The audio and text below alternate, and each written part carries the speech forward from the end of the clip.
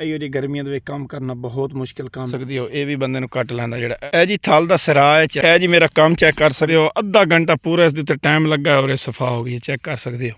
ਔਰ ਸੱਪ ਵੀ ਥਲ ਦੇ ਵਿੱਚ ਬੜੇ ਹੋਣ ਔਰ ਡੇਲੀ ਦਾ ਜਿਹੜਾ ਮੈਂ ਕਮਾ ਰਿਹਾ। अस्सलाम वालेकुम ਦੋਸਤੋ, ਅੱਜ ਥਲ ਦੇ ਵਿੱਚ ਮੈਂ ਆਇਆ ਜ਼ਮੀਨ ਸਾਫ਼ ਕਰਨ ਚੰਨੇ ਕਾਣ ਤੇ ਅੱਜ ਦੀ ਵੀਡੀਓ ਬੜੀ ਜ਼ਬਰਦਸਤ ਹੋਣ ਵਾਲੀ। ਇਹ ਜੀ ਥਲ ਦਾ ਸਿਰਾ ਹੈ, ਚੈੱਕ ਕਰ ਸਕਦੇ ਹੋ, ਜਿਹਦੇ ਵਿੱਚ ਜੜੀ ਬੂਟੀਆਂ ਪੱਟ ਤੇ ਫਿਰ ਚੰਨੇ ਦੀ ਫਸਲ ਇੱਥੇ ਉਗਾਈ ਜਾਂਦੀ ਹੈ, ਚੈੱਕ ਕਰ ਸਕਦੇ ਹੋ।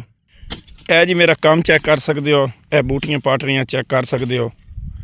ਔਰ ਇਹ ਬੜਾ ਮੁਸ਼ਕਿਲ ਕੰਮ ਹੈ, ਬਹੁਤ ਮੁਸ਼ਕਿਲ ਰੋਜ਼ੀ ਕਮਾਈ ਜਾਂਦੀ ਹੈ ਇੱਥੇ ਥਲ 'ਚ।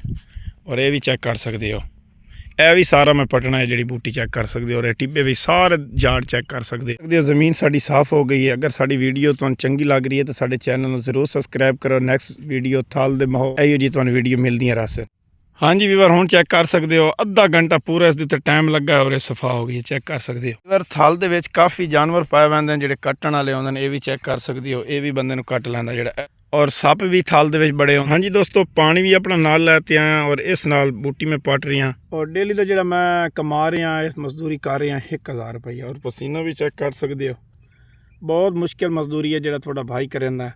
ਤੇ ਯਾਰ ਪਲੀਜ਼ ਤੁਸੀਂ ਮੇਰੇ ਚੈਨਲ ਜਲਦੀ ਸਬਸਕ੍ਰਾਈਬ ਕਰ।